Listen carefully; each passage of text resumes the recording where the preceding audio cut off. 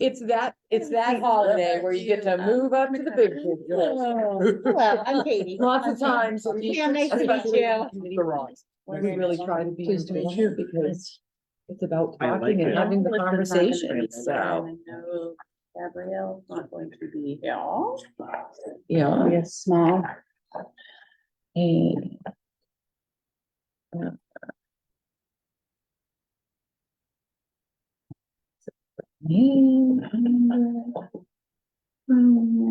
Did we hear from anyone else, like Rebecca or anything? still, I hadn't heard from Rebecca.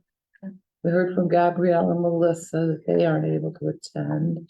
So nobody's actually gonna be finishing up a second term, right? Because the committee hasn't been formed that long.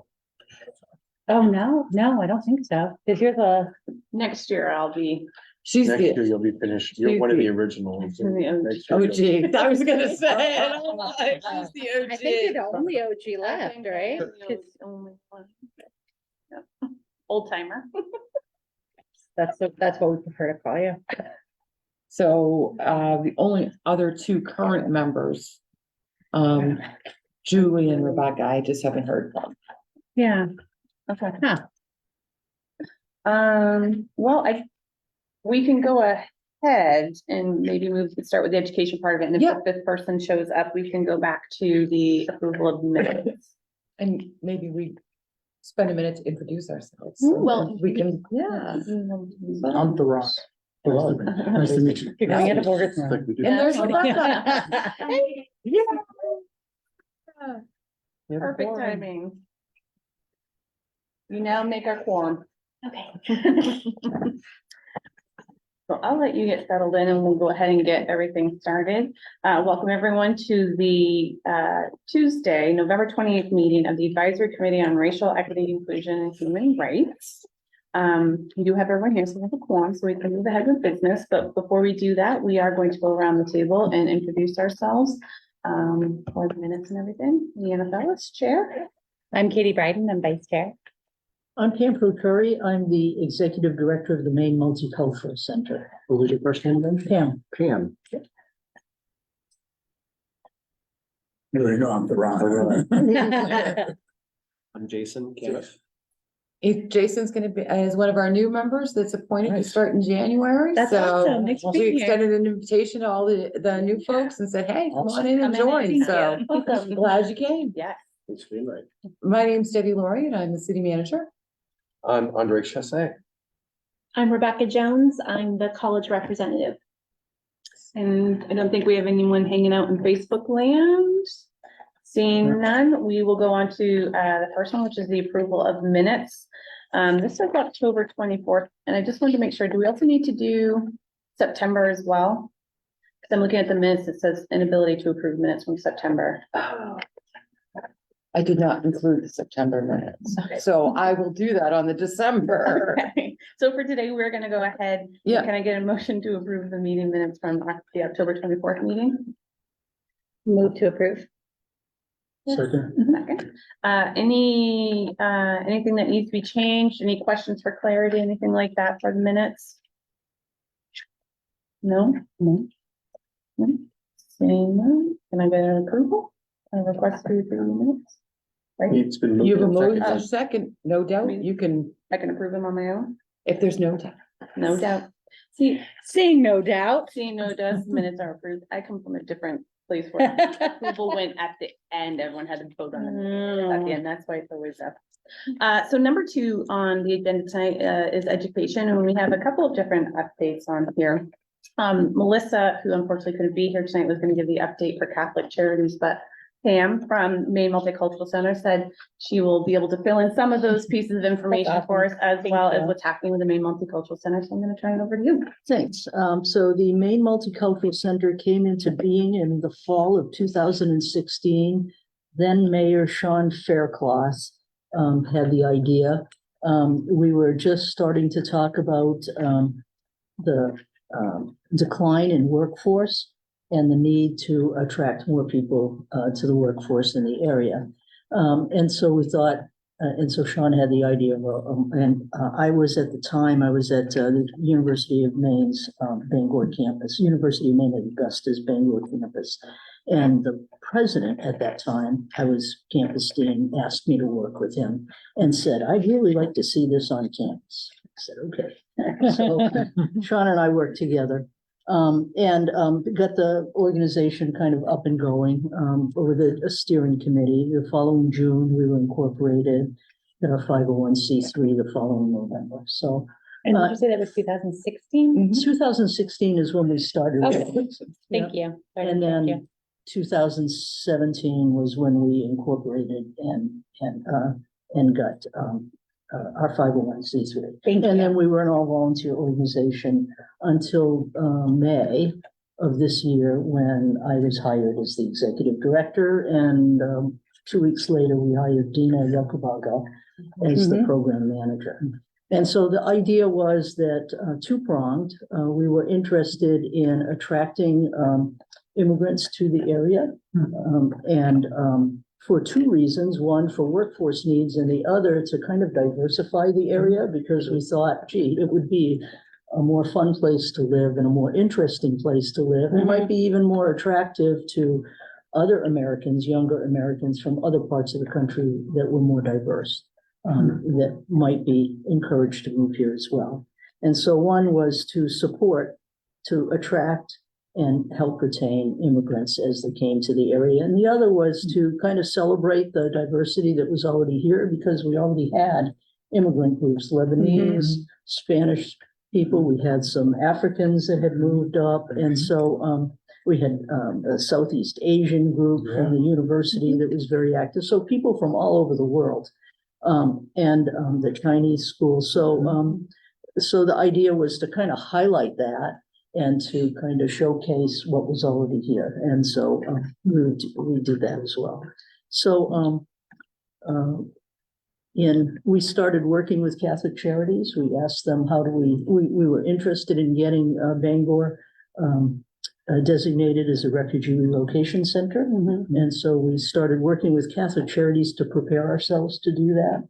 They showed us how to do an asset map. So we started to understand what we need in the community to be there in order to support immigrants as they came, right? And to make sure, so we do the asset map and gap analysis to see what's here and what's missing and what we need to put in. So we're doing that. And then, then there was an election, and things changed. And so immigration came to a standstill practically. And so we kind of focused our energy less on becoming a welcoming center, because there wasn't that many people to welcome, and more on the kind of community education piece. We got an education committee together. We started doing these monthly forums around issues of immigration. When the pandemic struck, we went virtual and kind of expanded our reach a little bit. Actually, that was a kind of benefit for us. Yeah. And then the other thing we were doing was we used to do these things called breaking bread with our neighbors, where we would have kind of international potlucks, and we would feature a particular culture at each potluck and have them do, have folks do some kind of presentation. We did workshops for area public school teachers, how to teach effectively in a multiracial classroom. We held a conference to reach out to business and industry in the area to help educate them about that it wasn't really so hard to bring in people from other countries to work for you, and to sort of build up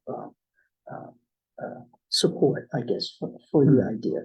Chamber of Commerce kind of co-sponsored that, because the Chamber of Commerce, even nationally, was very supportive of immigration. And then, so we started doing that. We worked with, I think it was in 2019, a group got together and formed the Welcoming Immigrant Neighbors group that worked with asylum seekers. There was a kind of an influx of asylees around that time, and kind of informally working with them. And then in the December of 2020, 21, not last year, the year before, so 21. We were officially designated a refugee relocation center, and last October, Catholic Charities opened its Brewer office. We were allocated 50 slots for 50, Catholic Charities was, for 50 refugees. Catholic Charities manages refugee resettlement in the state. The Office of Maine Refugee Services manages all of the resettlement of refugees in the state. And they work with 3 different organizations: Catholic Charities, Refugee and Immigration Services, Maine Immigration and Refugee Services, MERS in Lewiston, and a Jewish group whose name I'm not remembering, but hopefully will before the end of it. And they work out of Portland. So, and refugees can be relocated within 100 miles of a refugee relocation center, which is why they couldn't be resettled in Bangor, which is why we had to do another office here. So, so they spent some time with a steering committee. There were a lot of Bangor city municipal folks were on that steering committee. We were people that helped them to make sure that the pieces were in place to support refugees when they came. And they started last October 1st, and the first refugee family was settled in February. We got 4 Syrian families, very large families. We were very lucky to be able to find places for them to live. And what we do is, Catholic Charities takes care of finding a place for them to rent, signing them up for, and they come with an initial benefit relocation allowance of $1,025 per individual in the family. That's what they get. They get flown here, but they have to pay back the cost of their transportation to the United States. They have 6 months where they don't have to pay anything, and then starting at 6 months, they make monthly payments to pay back their travel expenses to get here. So they come with green cards, social security numbers. They're ready to work the minute they step off the plane. Unlike asylum seekers that have the 150-day waiting period and then can apply for work authorization. So they're ready to work and eager to work as well. Most of them are coming from pretty traumatic circumstances, and so are very happy to be here. Are there So language barriers? Pardon? Are there language barriers, or is the English pretty good? Yeah. Absolutely. So, so far, there have been 6 families. We were allotted 50 slots, Catholic Charities was, so there have been 6 families, 4 Syrians and 2 from Latin America, 3 now from Latin America. None of them are really fluent in English. Some of them Are we able to offer them any type of Oh, yes, we do. ESL courses or? Yeah. Yeah, the University of Maine at Augusta has an intensive English institute that, and they have a grant from Catholic Charities that covers the Wonderful. tuition, or FedCap that works with TANF. So if asylum seekers have dependent children, then they're eligible for TANF. And if they're eligible for TANF, they have to work through FedCap and be part of the Aspire program. And part of the Aspire program provides training, which is paid for through FedCap. There's the Adult and Community Education, Bangor Adult and Community Education, and Oronos as well that will provide that. And literacy volunteers works with them as well. How do you select the families? We don't. The State Department does a very extensive background check while they are still wherever it is they are in a, wherever it is they're coming from. They're extensively researched to make sure that, to be a refugee, it is because you can't go home because it's too dangerous to stay where you are. And so you need to be relocated. And so they have to verify those circumstances. They have to verify who the people are. You do checks to make sure that they're not criminals or terrorists or whatever. They're probably the most checked people Yeah. in town are the refugees, yeah, and they even get a, you know, kind of cursory medical check to make sure that they don't have tuberculosis or whatever, that they're not, you know, bringing, any communicable diseases with them too, so. Do these refugees have any choice on where they're sent? They can choose the country. So refugees, and if they have family in the country, then they're typically sent to where their family is.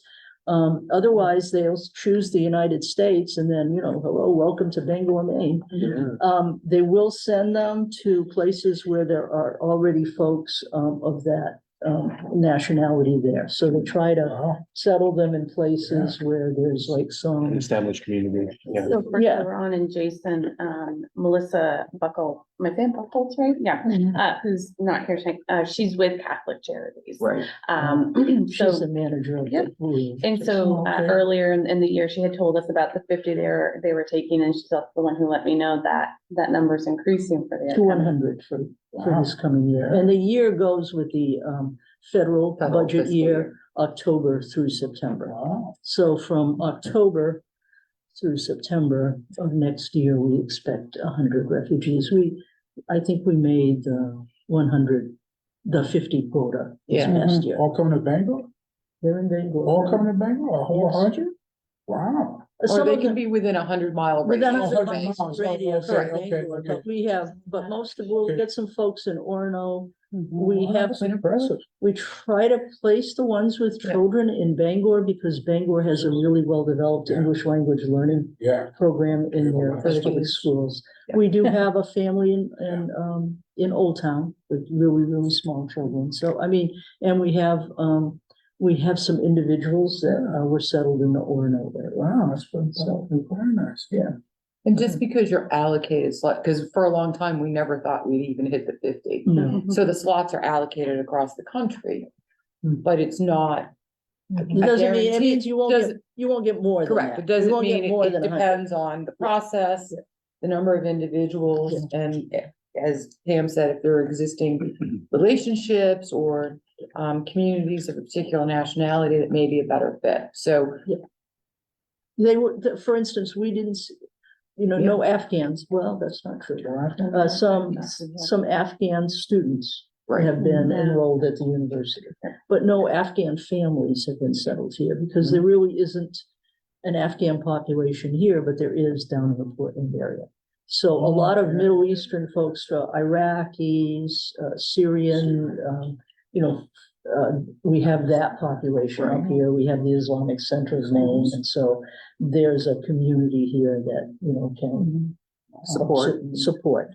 And as a whole, would you say that the reception of the city of Bangor residents has been more on the side of curiosity or more on the side of, say, suspicion? Oh, definitely not. It's not even curiosity. It's been very, very welcoming. So one of the things that we do is, so Catholic Charities finds the home, sets them up for TANF and general assistance, what they'll need until they can, get a job. And sometimes they have to learn a little bit of language before they can get a job, but it doesn't take very long, and they are very anxious to be highly motivated. So, all of the men in the Syrian families are working now, and the wives are kind of itching to get working, but there's lots of kids, so Yeah.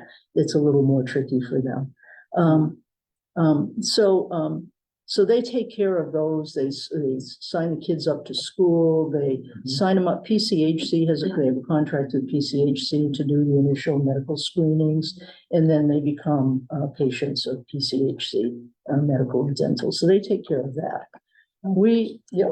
As far as the workforce, you have companies already set up for them to go to, or, like you can have a company as they look to, they would take refugees? There are companies that are interested. There's That's two, right. two, but we work like through the Career Center, Okay. which we work closely with them, and also FedCap does, some career Oh, that's placement good. work too. So I mean, and the idea is not to just get them that. Just that limited job, they can also get you wanna, and so maybe, if we can take a little bit longer and get them some training so that they can get something that will actually pay more than, Yeah. TANF for. Very nice. That, that, Yeah. very you're right, nice, you don't yeah. wanna keep them in permanent poverty, and Right, so, right, try and right. get them a better Excellent. job. Thank you. Yeah, so what we do is so Catholic Charities gets the apartment, and then Maine Multicultural Center solicits donations, and we furnish the living room, the dining room, and the kitchen. We get all of the kitchenware and everything they need, and for their bathrooms as well. And one thing I think it would be helpful for people who might not know this is you can go to the Maine Multicultural Center webpage and sign up. So I get the emails whenever they say we're looking for people who can haul stuff. Is anyone who has donations, can you help move? We're looking for volunteers and things like that. Yeah. So it's committee members. I would encourage everyone to sign up for that. We get volunteers to help us then, kind of clean the kitchen. Yeah, right, and get everything moved in. yeah. Catholic Charities buys the beds and bedding because the State Department requires that to be brand new, even the bed frames. That makes sense.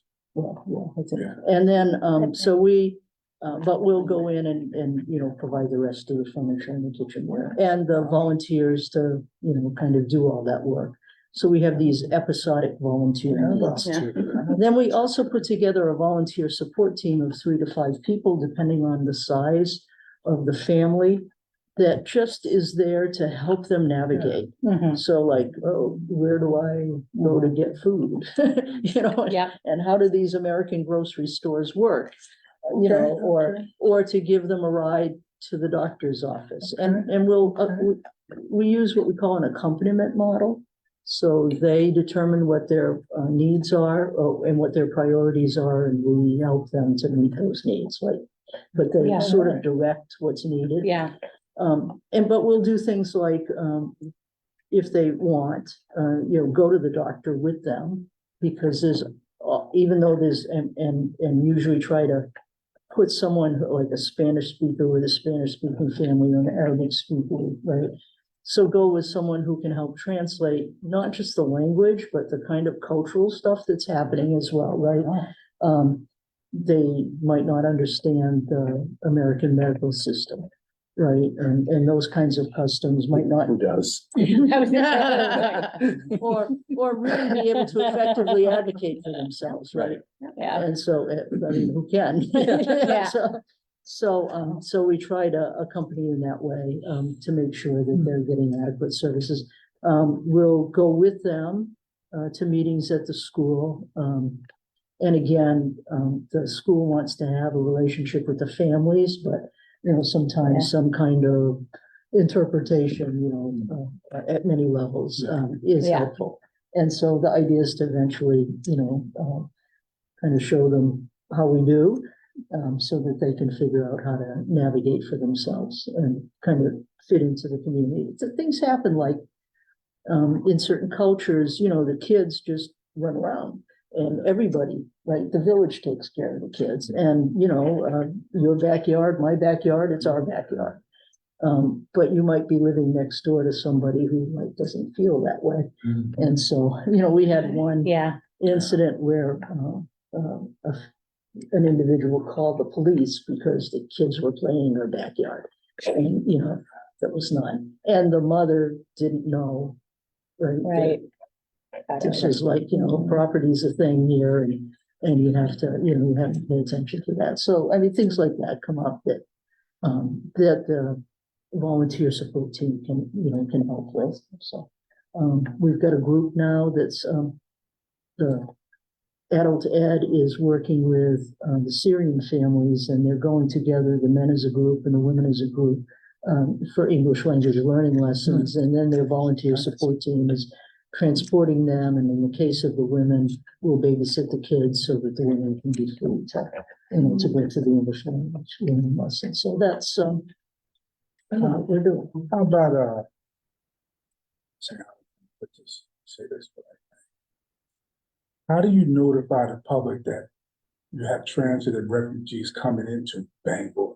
We, So how do they know? So we don't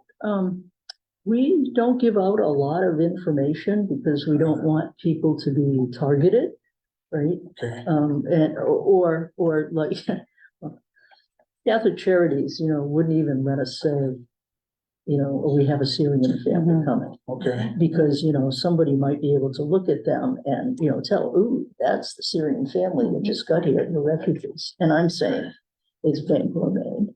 Everybody knows where the Syrian family lives, right? It doesn't I take. just wanted somebody to Yeah. pop up and say, someone's One of living these- next to me, they don't know. One of these things is not like. Yeah. That's what I was just. Oh, yeah, I mean, and it's been really, they've been That's really, good. really welcoming. No, we don't. We have a listserv of about 800 people. And so, as we have needs that arise Mhm. because families are coming to Yeah, town, yeah, I yeah, send yeah, out we have a family of 8 coming and, Yeah. these are the things that we need. Okay, I think And to, these are the volunteers that we need.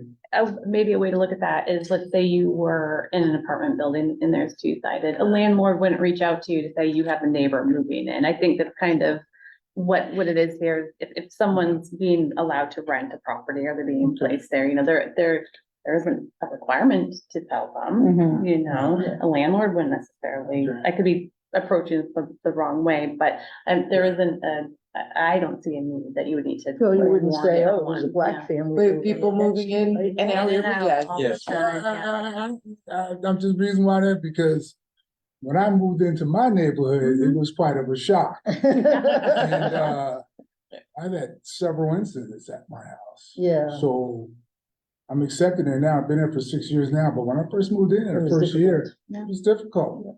Yep. So Yeah, that's why I was just wondering. yeah, we Mhm. try, Try to get people, involved in that, so they know. so we try to put stuff out. That's why our forums, that's why we do the forums, that's good, that's those good. kinds of things where you try to do a kind of general education Yeah. about this is why I That's come good. to That's groups good. like you, Yeah, right, to that's talk good. about this is what's happened, to explain to people, I'm gonna be talking to some landlords Yeah, that's good. next month, to explain that, these people can work, these Right. people, right? Yeah, These yeah, are that's- people who that's- are like that's making perfect. their own way, those kinds of That's things. perfect, yeah. Yeah, I understand your point, though, to like recognize that there might be that language barrier. Yeah. So that people understand, if there is, There is some yeah, right, that foreign people that are gonna be here, so don't, Yeah, Don't freak have some out. grace, Yeah, have some don't freak, kindness. yeah, exactly. Yeah. Don't freak out. Don't freak out. Don't freak out. Pam, can I ask you about the volunteers? So it makes sense, obviously, if it's a one-off thing where we're gonna come clean the kitchen. Yeah. That can be sort of an all hands on deck, but in Yeah. terms of like an accompaniment volunteer, someone that's more familiar and needs to be more consistent, is there an expectation for those volunteers to be vetted in any way? yep, we do a background check, we, Oh, check good. for sexual predators, and we check for a criminal Oh, good. background history. And then we have an orientation process where we, Okay. like, Excellent. take them through, just kind of explain, what we're doing. They have to Mhm. sign a confidentiality statement. So, yeah, Yeah, I would imagine, Yeah, right? yeah, you Give don't, a and, and then HIPAA there's an Yeah. interview process, so it's Okay. like several steps, right? That gives us an opportunity to make sure that, because it's a vulnerable population. that they're Yeah. working with, yeah. Is the expectation that they would be bilingual, the volunteer be able to translate for them? No, Is there no, that expectation? when we can, we'd like to have a member of the team, but there aren't that many, Yeah. Yeah, yeah. Yeah. Every time. bilingual, Yeah. people, Yeah. in the community. Yeah. And so we make liberal use of Google Translate. Yeah, yeah, I'm So you get by yeah, quite a bit with that on the phone. yeah, I'd see that, yeah. Pam, is there a requirement that for the refugees that they commit to staying here in Bangor, or wherever they've settled to for a period of That's a good time? question. They, no, they Okay. can go, once they're here, they could leave tomorrow. But if they leave tomorrow, all of the supports that Catholic Charities provides, don't go with them. Right, So so they there's an have incentive for supports. them to stay. And then the other part is, like, it's expensive to pick up and move, because, another thing that, Maine Multicultural Center does, is that we guarantee rent. So thinking that landlords might not be open to renting to them because they don't come with a credit history and they don't come with a rental I didn't history. know They that. might not be a bad risk, but they're I know coming, this. It- but they're there's coming still a from risk to the places landlord, that yeah. they, That don't. yeah, if there's Yeah, a war yeah, going yeah. on where you live from, you know, your Yeah, records, you know, yeah, your yeah. house may have been bombed, Yeah. you know, or whatever, so you may not be able to do that. And You then, use that system over there. yeah, so, you know, we have, Catholic Charities has done a good job of developing relationships with some of the larger landlords. And then, you know, we'll agree to guarantee the rent. We don't co-sign, but we'll guarantee rental payment. And so, you know, if they know they're getting their money, then they're usually willing to kind of take the risk, so. So we do that. We did have one of the 50 that we resettled, we've had one that, has moved on, that had, family members in Ohio. Oh, there you okay. go. Yeah, that makes sense. That makes- Yeah, I just, you know.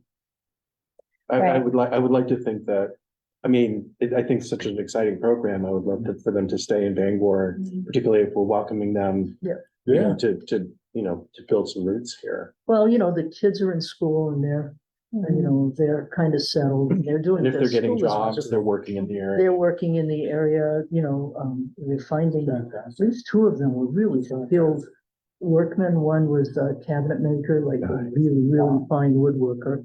And he's working for a cabinet maker and he's Wow. very happy. And then another one was a mason, you know, and Tyler, really. Can't come again, by those. Right. Yeah, I know. Manual He's, you know, labor. he's really happy. with Really it. needs skilled workers, you know. Yeah, There's no Yeah, manual so- labor. No more in America? Nobody wants to do manual labor. I consider all of Well, those crafts. We'll talk to them Yeah, again in the yeah, spring yeah. after they've been through their first winter. So if someone leaves, someone fills that slot becomes open again? No, that was one of the 50 that got reset and then they kind of Okay, moved on. okay. So, yeah. Can I just ask really quickly? Yeah. Yes or no question? Yeah. Do you anticipate every fiscal year there to be another 100 slots? Do you think that Bangor will continue to I think so. expand? I think so. I don't think that we could, so partly the number that, that is allotted is based on, like the office, the Catholic Charities office's capacity, Sure. you know, to manage them and for the, you know, for the community management as well. Right. So, Okay, thank you. yeah. Just two quick questions for you. The first is, are they looking at adding maybe another location?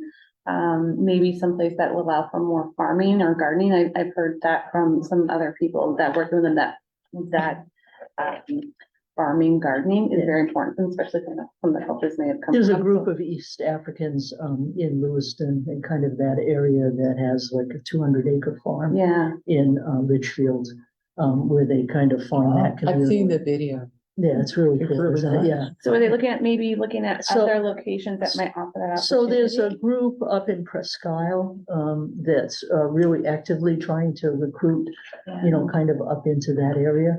And so, I know like Northern Maine Community College has offered, housing in their dorms. Their Mhm. dorms were not filled, so they, you know, you can use this as transitional housing. And so are working hard, but it's really, it's far north, Yeah. right? It's even hard for people to move, from Lewiston to Bangor, right? Oh, yeah. People, like, so Yeah. now they've kind of, there's a Yeah. community that's building up in Augusta. A few people that are kind of edging towards Waterville. I mean, eventually they'll find their way up to Bangor, Mm. but they really Yeah. want a critical mass, right? Yeah. Mhm. And so, and then I have gotten 2 calls, from, caseworkers down in the Portland area. You know, I have this family, you know, that's looking to relocate, you know, and how are things up in Bangor? Mhm. And, you know, what supports are here, so tell them about that. Haven't had any takers yet. Mm-hmm. It's far, It's far. it's Yeah. far. Well, you know, And- it's and- twice as far to here Mhm. than it is to there. Yeah. That's true. It sounds like it's going I've well. never heard it that way. And then, The drive is twice as long to come up here as it is to drive down. and I guess kind of the last question is, you know, as committee members, we represent lots of different connections and interests and things like that. How can this committee help support the work that you're doing? What do you see as needs coming down the road? How can we support you? I think, what's important is, I mean, to the extent that you, influence policy, in the city, then, do we have policies and procedures that are, that support immigrants or that are immigrant friendly, that are welcoming. So I think that piece is important. I think, to the extent that you can be advocates, for that kind of thing, I think that's a really important piece. That you can make statements and educate and, kind of do that. And, I think that's, support organizations that are, kind of welcoming and helpful. I think that's what you can do. We used to have Hannah Young on this committee at one point in time, and she was kind of our connection to the Maine Multicultural Center. So I just want to invite you at any time to send information along, come back in. Happy to, or if you ever,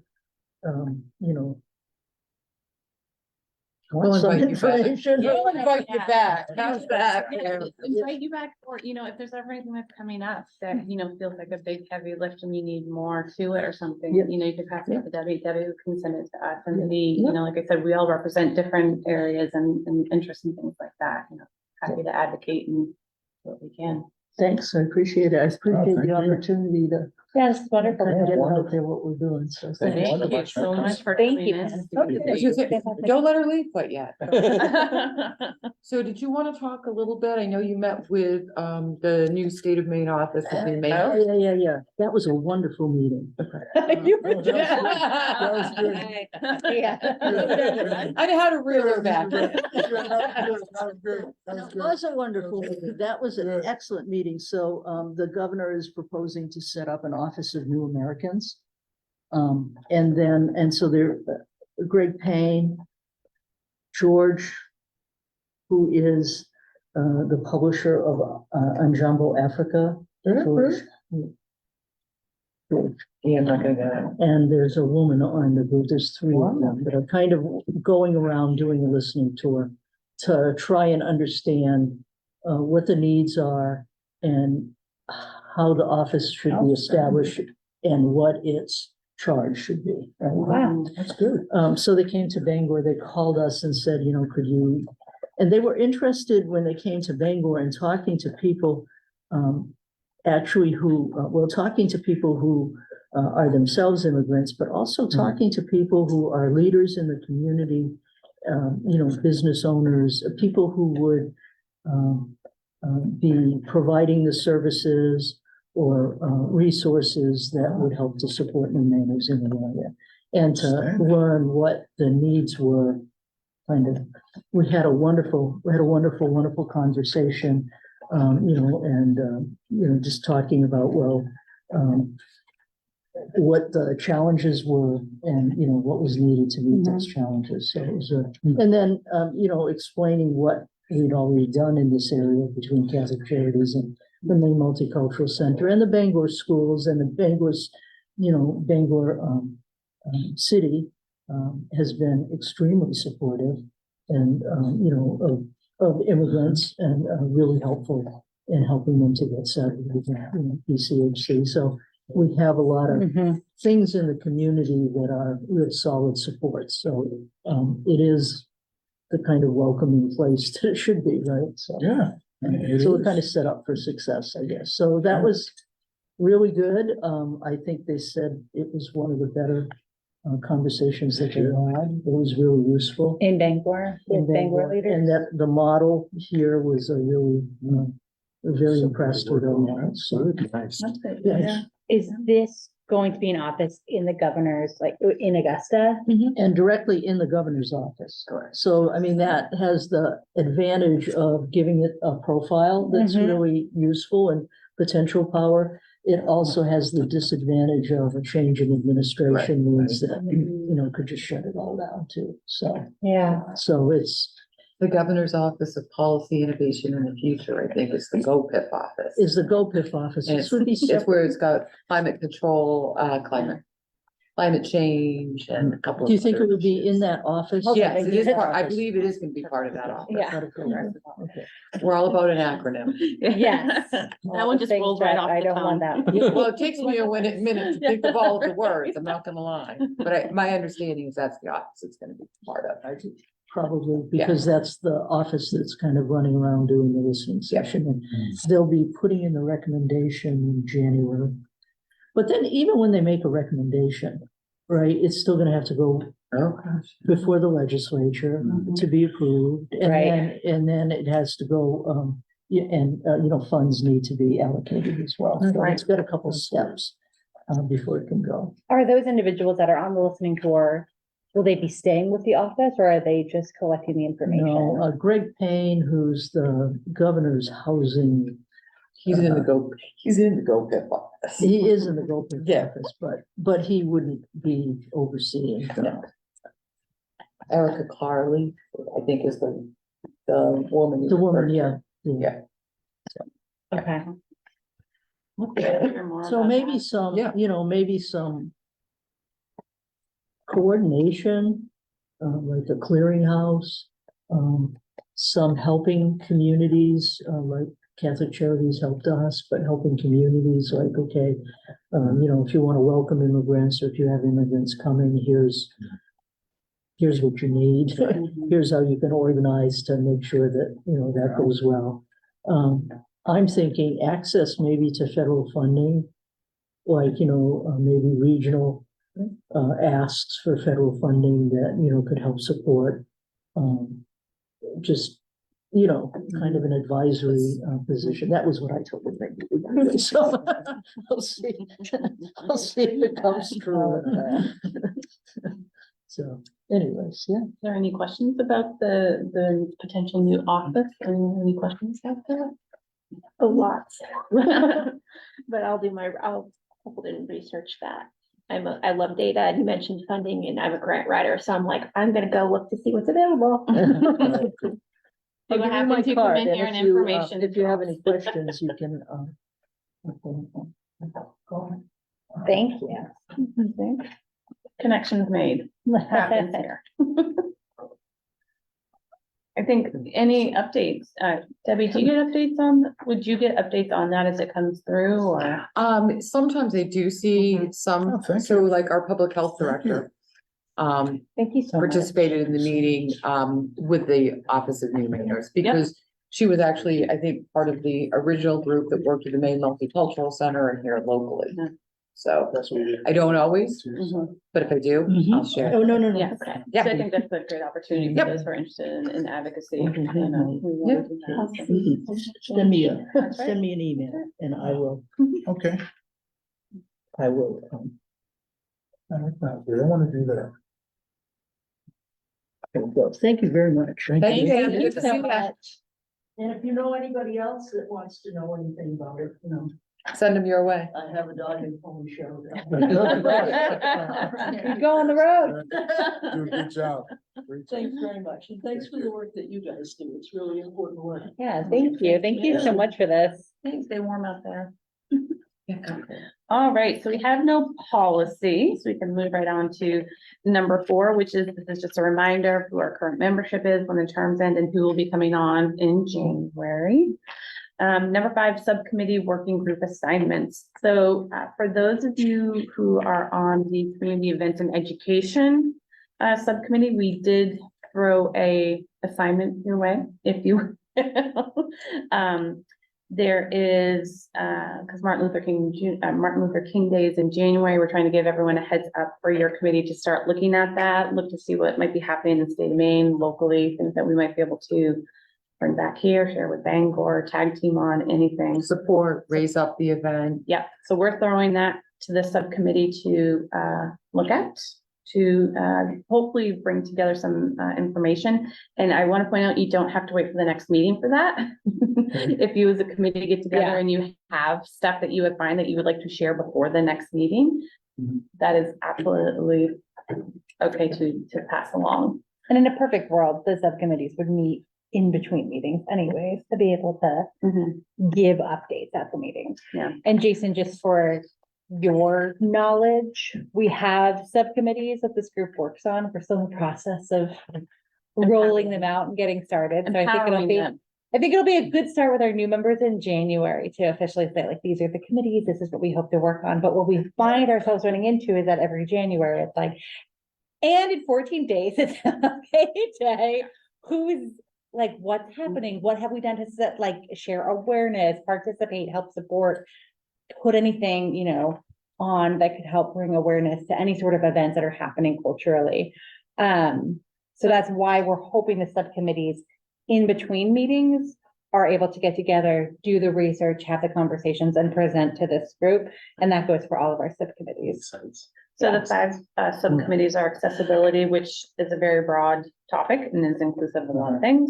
Community events and education, human resources, housing, and then we have holiday schedule. Well, we just add that. As an aside, that is for us to work I was on and gonna make say. sure Yeah. everything is, you know, that we don't have any meetings that are overlapping with important holidays or things like that, so people can rearrange schedules if need be, but look at those if you'd like to learn more, ask more about what they are, and, you know, let Debbie know what your choices are. We can put your initials next to the ones that you are interested in.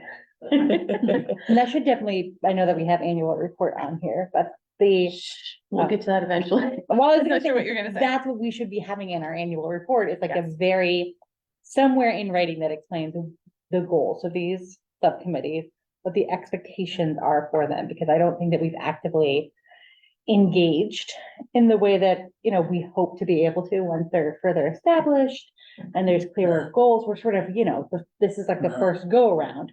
So like, what do we want our subcommittees to accomplish? Is it this is where we have the opportunity to go ahead and get things done versus waiting for the updates and being more of the reactive, you know, piece that we have It's the felt.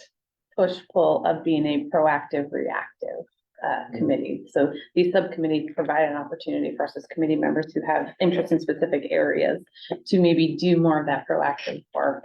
You know, and that's why one of the things that we're really trying to do now as a committee is, you know, it's not just that can come up through the committee. If you're in your daily life or you see something Right. happening, you know, bringing it to your subcommittee. I saw this, you know, is this something we can pay attention to and get involved in? Some of our committee members are very active in the homeless, you know, population. So the goal is to, you know, hopefully have you involved in something that you're passionate about, but anything that comes up. That's what I was kind of wondering, like the proactive and the reactive.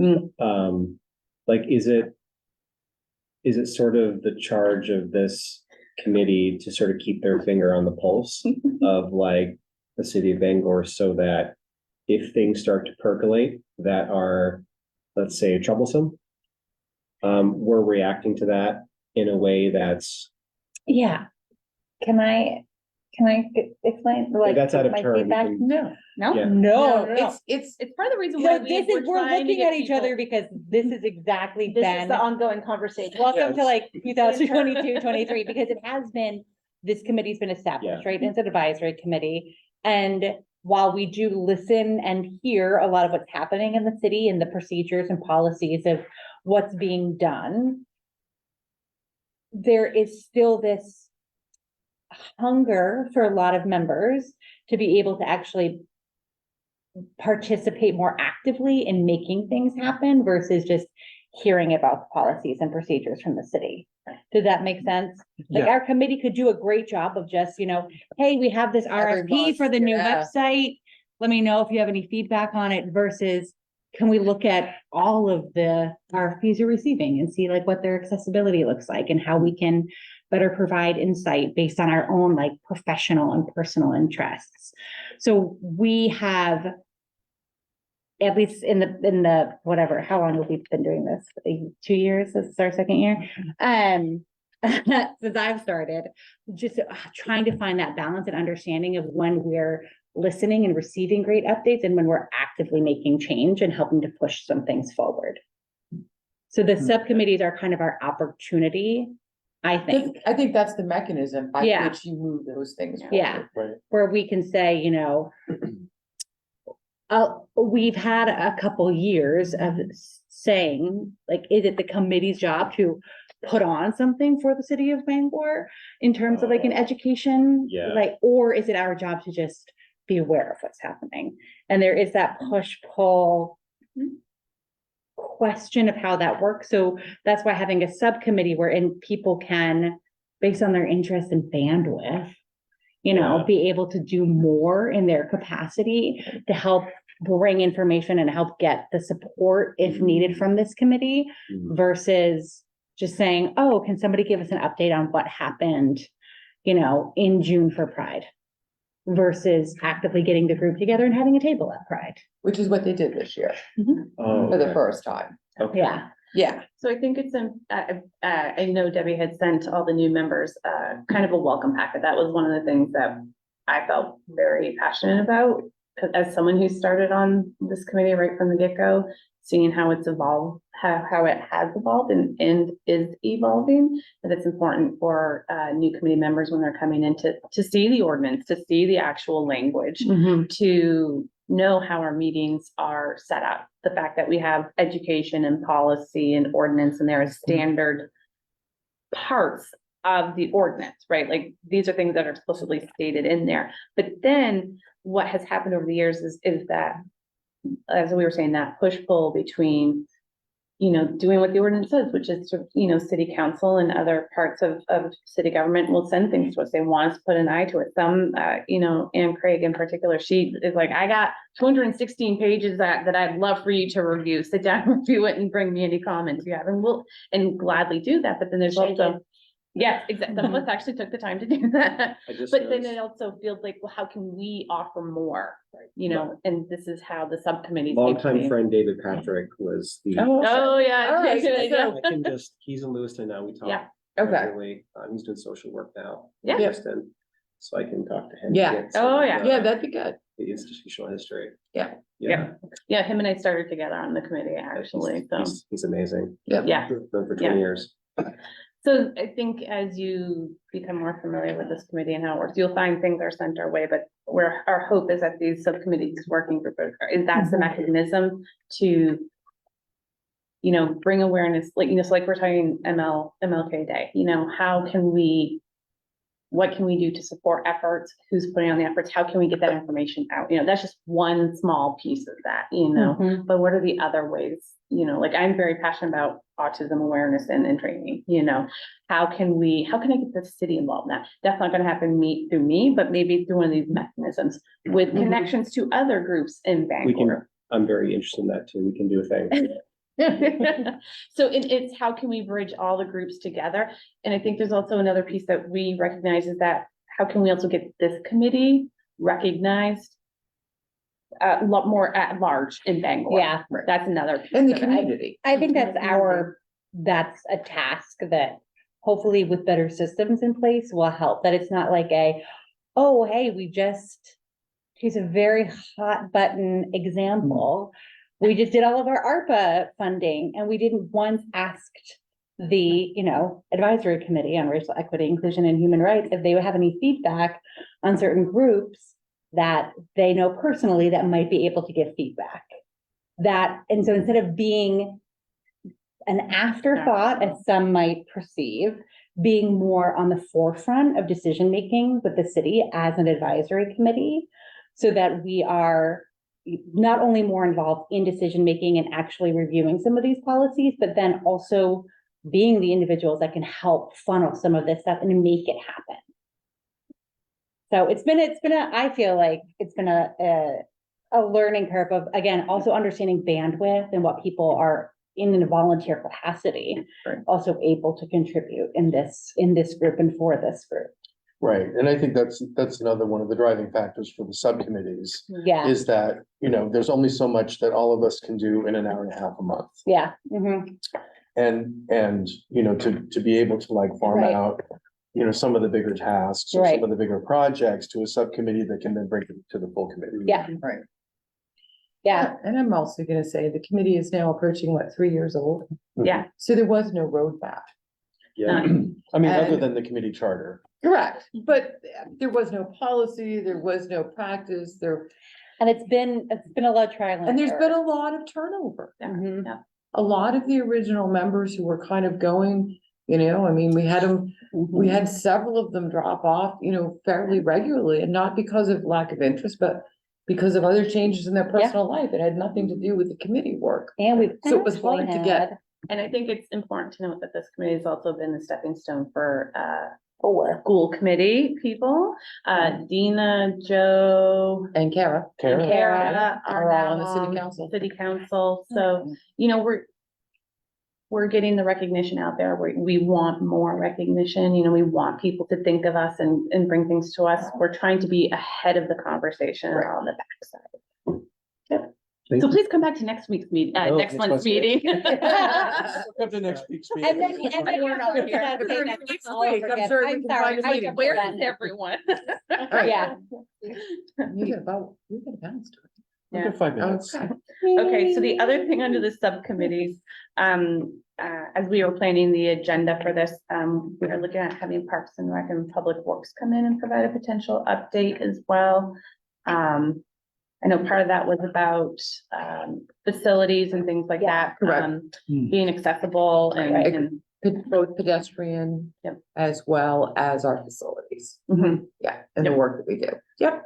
And then, Katie and I will be working on the city calendar.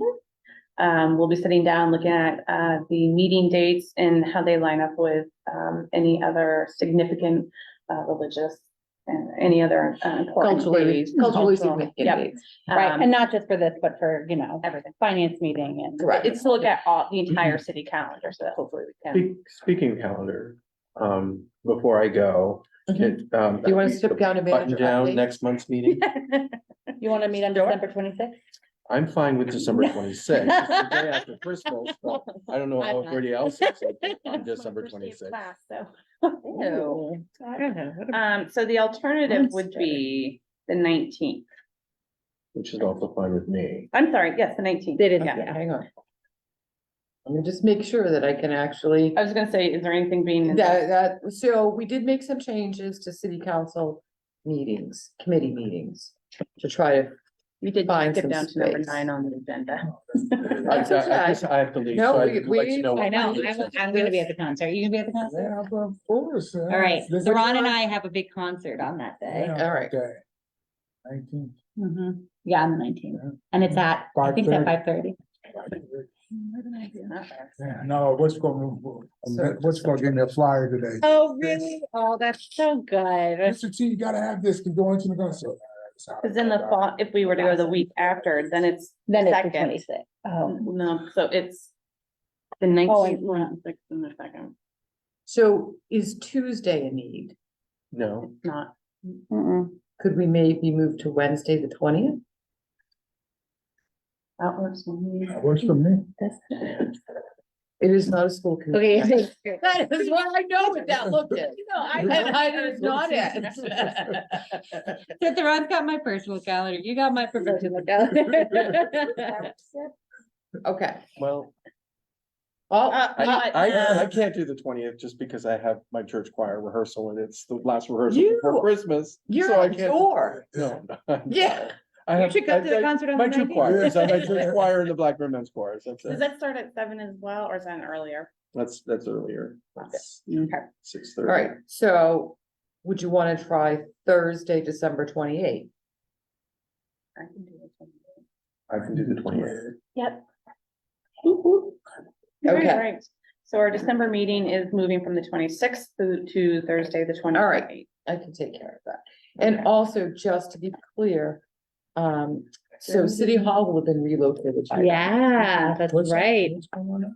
So we are temporarily moving out of this building. Okay.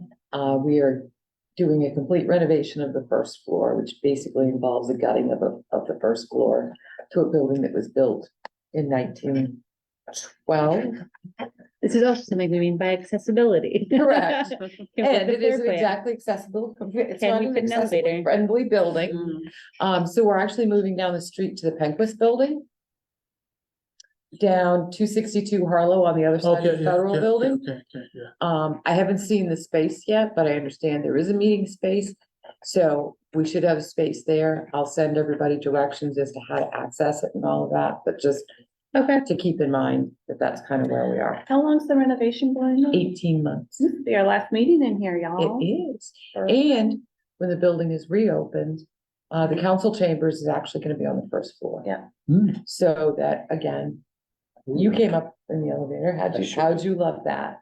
So you can tell it's not really all that It's a accommodating. very small elevator. Correct. It took way too long for the doors to open, at the top. Makes you a little nervous. A little doesn't it? nervous, a little bit, Yeah. but So the council chambers will be on the first floor as well as, for example, a straight bank of windows almost, so that if you're a customer, you should be able to go to one window and you can get your dog license, Wow. you can get your vehicle registration. If you want to speak with an assessor, we should be able to bring somebody to you. Cause right now, you have to do a round robin. Mhm.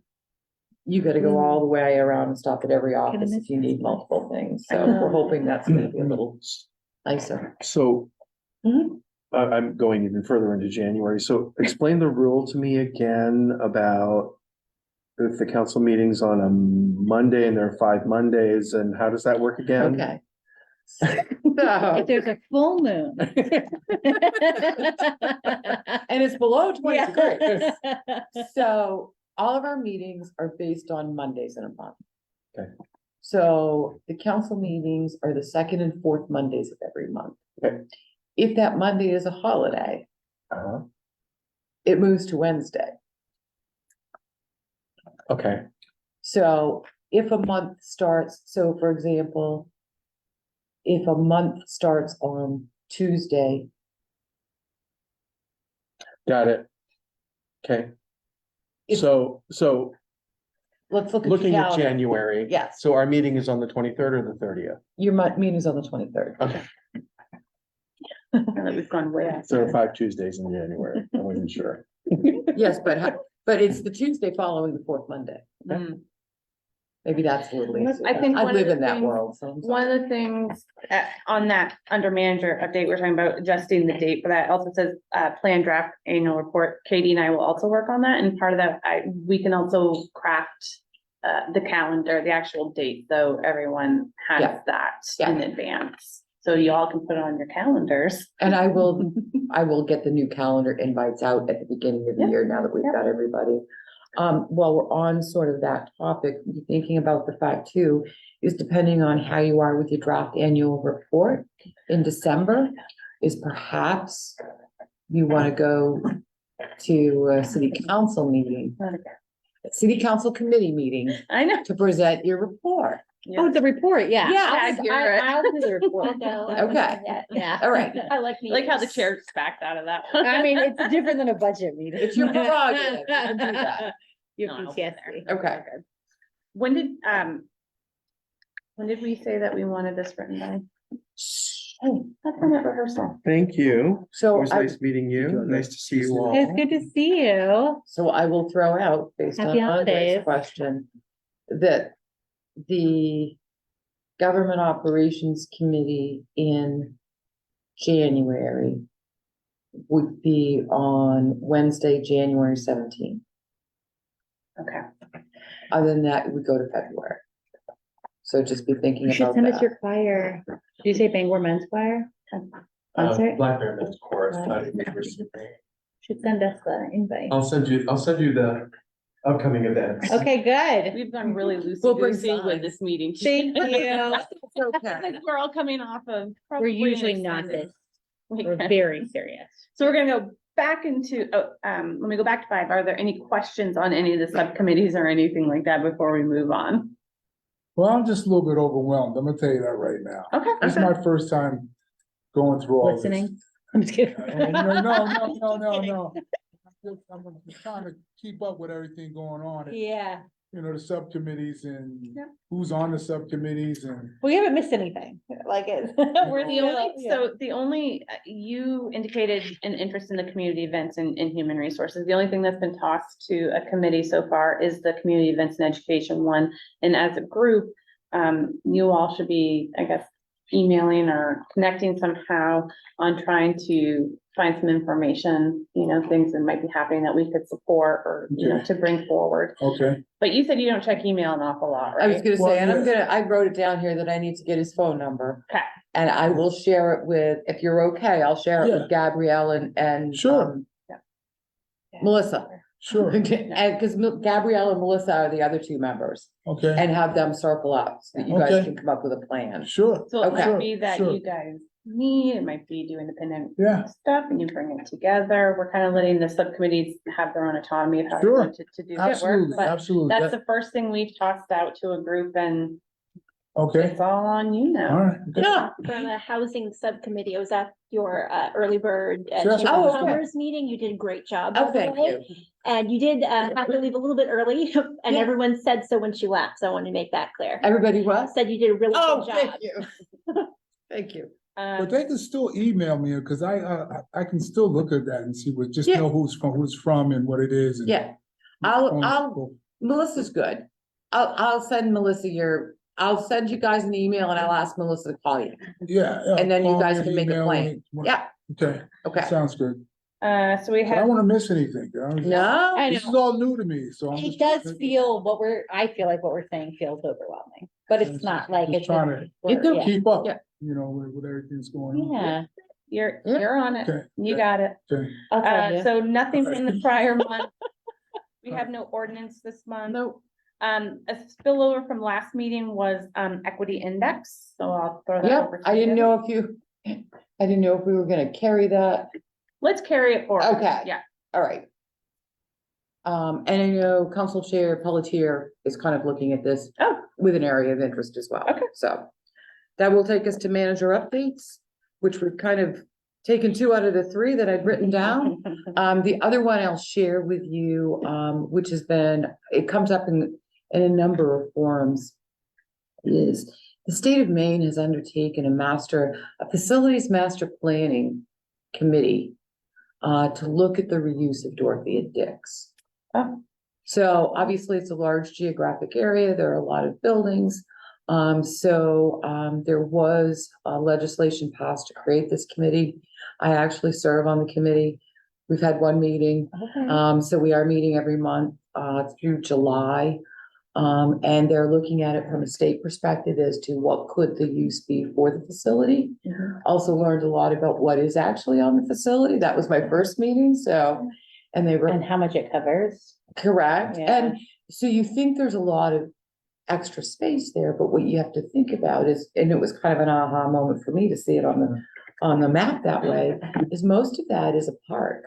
Yeah, It's Saxel Park. yeah. So people think that there's more room. A number of the buildings are in very tough shape. Yeah. A couple of them, they're just saying right now can't be salvaged. But part of what they look at is, if it's state-owned property, is there a purpose for the state-owned?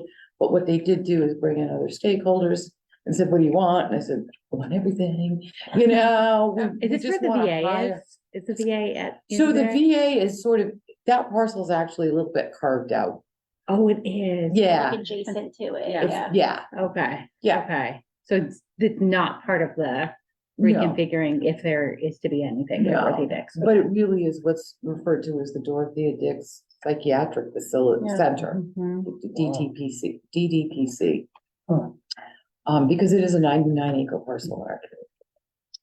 What does the Or- state want to do with it? Well, that's why they're doing the committee. So they had a consultant come through and walk us through the buildings. And then there were various state departments there who talked about, oh, well, this building, we have this in, and this building, we have that in. Because obviously, you need to tweak and make sure you have actually good baseline information. And talking about the sort of the physical condition Mhm. of some of the buildings that aren't fully utilized or aren't utilized at all. So I know at that point, they were talking at least 2 buildings that they thought were going to have to be removed and couldn't be saved. But I will also say that a number of those structures are part of the historic, are historic, Yeah. so they brought a historic person in as part of that committee as well. How often But are you talking meeting? about, what does the community need? And I said, Yeah. we need everything. Mhm. So it's like truly like blank slate, tabula rasa, right? Like where the committee and the consultant, it's like, this is potentially available for anything, as opposed to, sorry for a little cynicism, where there's already something in mind for it, and then part of that is to keep up appearances and go through this whole sort of. So I didn't get that sense. So so it is a state, it Sorry. is a state Yeah, project, and it's pause a it. state-owned parcels, but I didn't get that sense. Okay, But what I do get a sense of is that the state is looking at it is, when you're looking at your facilities, if you own facilities, you're looking to say, do I, as an owner, have a use for that facility? And I should use, if I have a use, then I should be utilizing that facility.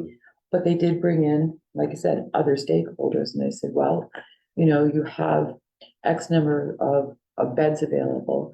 It would be really great if there were more beds available. We know that there's a need for beds. I said, but we have all of this open space. It would be great if we had housing. We also know that tucked up on the far corner of that parcel is UTC. Mhm. So that school just has that little tiny parcel. If you ever want the capacity to expand the programs that are offered at UTC, you've got to be able to provide them with some additional property. Right. Because supporting the trades is crucial. Mhm. Yeah, and Yeah. there's a need to expand There is. that True. facility greatly.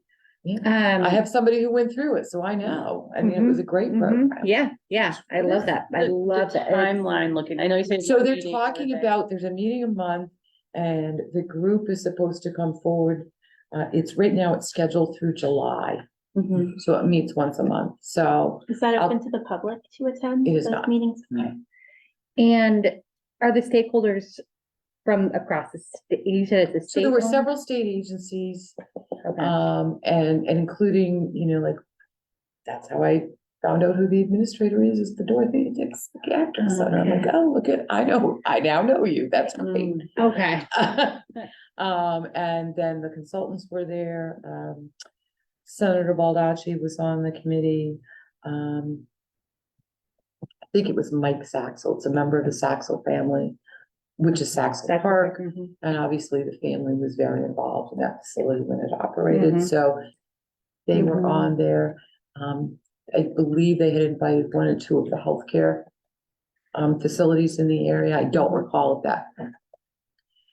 You're on Zoom, you're watching Got the it. presentation. Yeah. And they gave us an opportunity up front, and I said, we just want to hire in better use.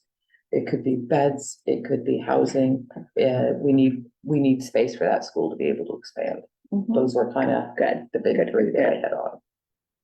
But just And- wanted to give you an update on that. Can I ask a different question for a manager update, maybe? possibly? Yes. Okay. Yes, as I shake my head no. Do we have a sense of how many people are currently homeless as we're heading into winter? Where are we with that? So the problem is what we're doing right now is we're working specifically. So we're trying to re-energize, if you will, the same workflow that we used along Valley Avenue behind, Hope House on Cleveland Street.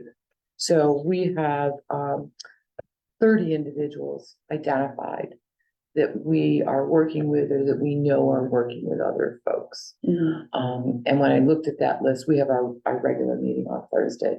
There were 4 people that I know there that weren't on that list. So I'm trying to get folks to kind of solidify where that is.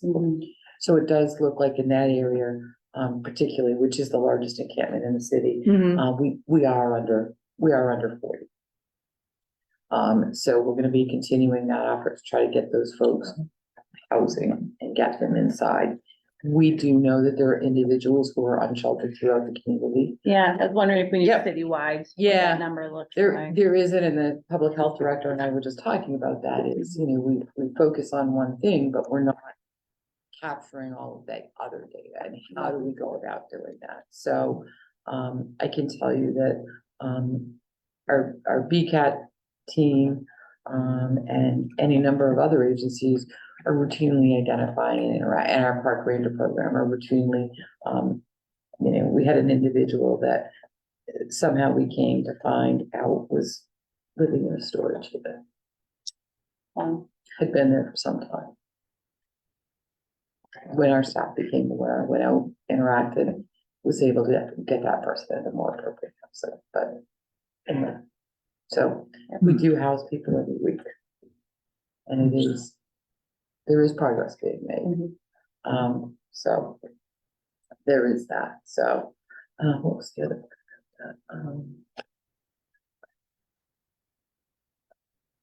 And It's just, escaping me now. over Yeah. the years, I recall, that Yeah. there's a team that goes out and routinely checks, and that's still happening. Is there still a Yes. team routinely going out and Yes. checking? Yes. So for example, when we're focused on the encampment behind the Hope House, we're out there every day because it's important that people understand that somebody is here for you. Mhm. We are not going away. We're not just doing a drive-by. Hey, how you doing? We're committed to helping you move forward. But when they're not there, they are responding throughout the city. Is there concern about, the future of the Hope House with the discussion about PCHD looking at maybe switching hands? So, I mean, they were pretty clear in their statement, and I actually talked to the CEO before all of that went public anyway, that they are looking for a partner. And they had identified a partner, and the partner that they shared that they, had reached out to initially is a legitimate partner. Yeah, or a legitimate operator or somebody else who could come in and take over the operations of a low barrier shelter. So I think they're committed to that. I think what it shows is, there's X amount of funding in the state for shelters. I don't believe the amount of shelter funding actually increases on an annual basis. It all just gets split out. Yeah. And when there's more need or when those needs are higher, because that's what we do find is that individuals, that we're encountering many times are sicker than they probably were 3 years ago. And they may have a higher needs to ensure that they can transition successfully into a permanent housing. So, and higher needs result in a need for increased staff, a need for increased services, whatever it may be, and they're increasing costs. And if you don't increase the amount of money that you provide to operate a shelter, I mean, I just think it's, I don't know, it's just beyond me. I don't believe that the shelters are funded appropriately. One thing that I learned from the kind of housing meeting that I attended was the majority of outlying communities that come here, which I was not aware of. Correct. I found it interesting was like everyone raised your hand who's from Bangor and who's not. And I would say the majority of the room was not a resident of Bangor. They might be employed here or have some kind of activity here. But I found it interesting. He's like, why aren't you going to your own, like create meetings if you don't have them? Or why aren't you engaging with the people that can actually make change in your own communities first and foremost? And we do. We encounter individuals regularly within our community who, for however conveyance, are in our community. And what we need to do is we need to really focus on diversion. And every community has an opportunity for diversion. And that community's opportunity is general assistance. So there is an opportunity. How do you, refer somebody? Like if you. If you see come across somebody- an individual who's in Yeah, I camp, know, well, I know Yeah. who's not in camp that I see all the time when I'm driving a bus. I see the person all the time. do they have housing? No, Okay. So I see them all the time. you and I can chat afterwards and I Okay, can figure gotcha, out if okay. it's somebody that we're aware of or not. Okay. And I can certainly, Okay, yeah, Get that to the right no, because people. I. Yeah. See them all the yeah, time. and it is important. So if you hear, and I do get emails, I get emails from citizens all the time who will say, hey, I saw, and I said, okay, thank you. And I Yes. pass it on to the outreach team so that somebody can go out and connect with that individual or individuals to make sure that they're safe, that they understand they have options, and that we provide options. Cause I was working They're Monday available. night and I came down Main Street, you know, how you get on the highway Yeah. right there. Yeah. There's some people that I think that's living right there by that, By the, by the by the overpass. 95 overpass, Yeah. yeah, Right that's, there. that's a pretty common, Okay. overpasses are pretty I common. just wanted to. So I live close to Hammond Street, Mhm. and I live close to the interstate on ramp. Yeah. I know what you're And that talking about. individual, there was an individual, there had been an Mhm. individual Yeah, there, but that that's individual okay. isn't there anymore. I haven't Someone, I think seen them. someone, there was someone there, yesterday. There was Oh, I there was missed it. somebody- Oh, okay. Monday they were there sleeping there, Monday night too as well, cause when I came through there Monday Yeah. night, they were there. It's something that might be worthwhile that we might undertake as a task is creating, or maybe there's something you might have that, a list of organizations and agencies.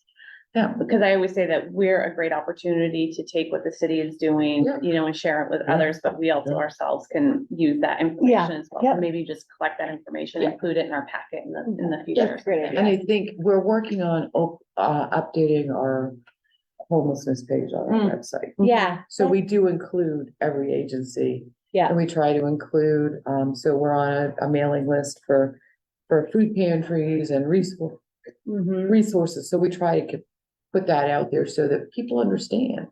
And I will say that, you know, I understand there are services in Bangor, I get that. But services in Bangor don't exist on the side of Hogan Road at 1 a.m. in the morning. And they do not exist, and a cab gets sent here from someplace. And it gets let out of the shelter, who's already full, and is beyond intake, and you're in a t-shirt. That is not. That is not how you connect an individual to resources, and we're always happy to help facilitate and share information. Is that, page on individuals being like, I know that you had some, We're gonna pretend we're not, because it's the only way I can do it. So we can't see ourselves anymore. That's okay. how often is this updated? I knew that she was doing, so we were trying to do a big update here this, Was in the that last Courtney? month Is or so. Courtney? Yep, Courtney Okay. was doing that, Okay. yeah. So, for example, here are all of the homeless shelters and warming centers. And a couple more. Isn't there like a list of individual, like, wasn't there like numbers? I feel like there were numbers of individuals that, Yeah. So. Are you thinking of the housing? It's quite that we important. looked at Good. last time? Yeah. I checked it, that's Yeah. very, I never knew That all was that like- that existed. That was. Yeah. That's what I'm That saying, was I something. get so much information now That's since by about- being that a was part of us this now going that up, I never like even house- knew no, there was existed. like a number of Yeah. like, it was like a first, the name, the first name. So, the other thing, I don't so remember that. I'm gonna No, take I a don't. moment to, It might have been another meeting. No, it was here and it was on this, where we were looking at, the number of individuals that were moved from encampments and where they had been moved to. I have that in notes. That was part of the discussion. I don't So- remember bringing it on the website though. Yeah. So just for Courtney was here, she was showing. just for understanding, so we do an annual report sort of at the end of every council year. So this is for the most recent council year. So the city of Bangor diverted 919 individuals from becoming homeless. Wow. And we did that through a variety of methods, either general assistance, housing vouchers, abatements, or reunification. We actually have, housing vouchers assigned to us. So we housed and assisted 265 unsheltered individuals with housing assistance. So, I mean, it really speaks to the work that does It's get great work. done here. It's great work. And, you know, I think what people see, we have a lot of individuals who are ill. And Right, they're sure. visible, they're ill, And I think that is what people see and that's what makes many people uncomfortable. And I totally understand. It's a stigma. small part of, Stigma, it's a small part of the population. And the one thing we don't talk about is we don't talk about the number of individuals who are unsafely housed, who are living in a vehicle, who may be doubled up, who may be couch surfing. And that's a segment of the homeless population that isn't really seen, isn't really talked about or things like that. So. And I did want to share too, next Wednesday night, we're doing a joint meeting with the school committee. And one of the topics is going to be the school department has a McKinney-Vento office. So McKinney-Vento is the Homelessness Act of the federal government. So that office identifies students who are homeless and homeless by the HUD definition. And the HUD definition of homeless is you don't have a regular and fixed place of residence overnight. So that does pick up the individuals who are couch surfing, who may be doubled up, who may be living with a family member, not in their own homes. So I did get an update last week from the school department.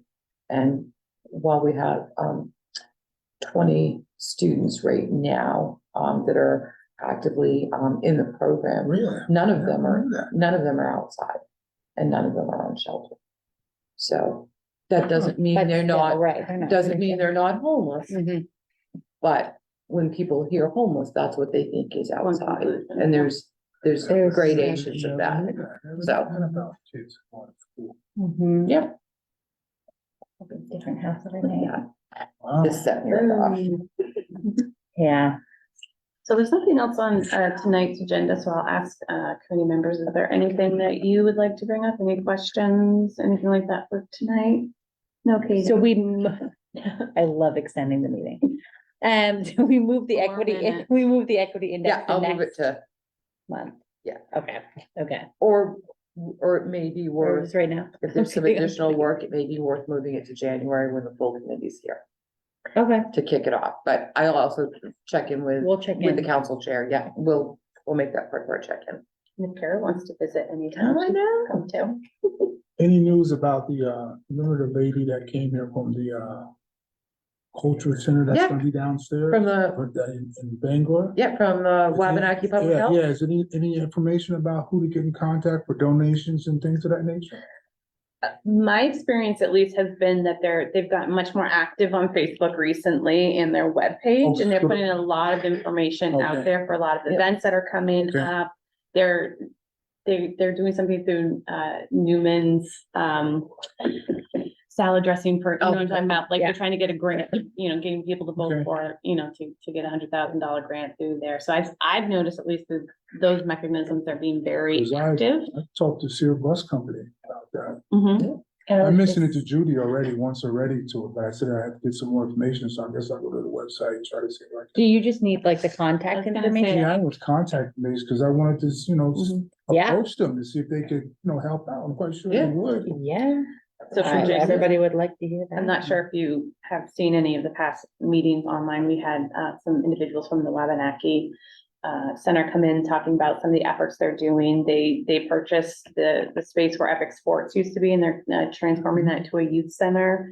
They also created a walking path, I think is what they're actually Mhm. officially calling it, from West Market Square down to Mhm. to the river. And, this was kind of keeping us in, telling us about the efforts and the things that they're doing in the community.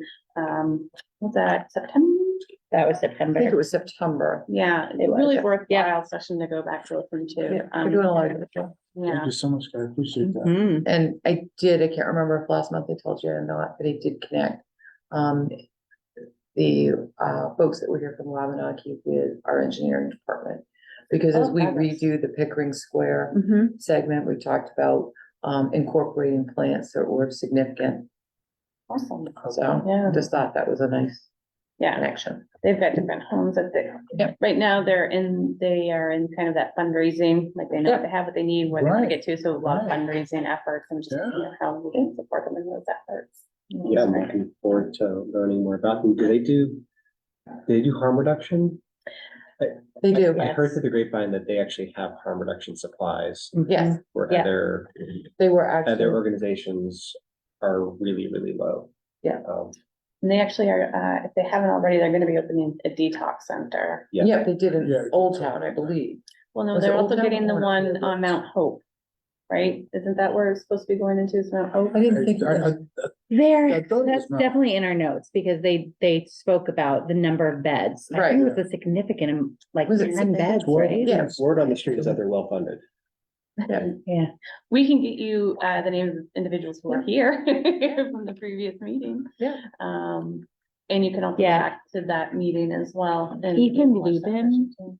Was the gentleman's name that came Yeah. and was managing a lot of like Yeah. that youth cultural Is that Orion? centerpiece? Orion? Ethan Oh. Lubin, Lubin. Okay. I know that. He seemed to be, you know, while we had He was the Lisa director and of Source.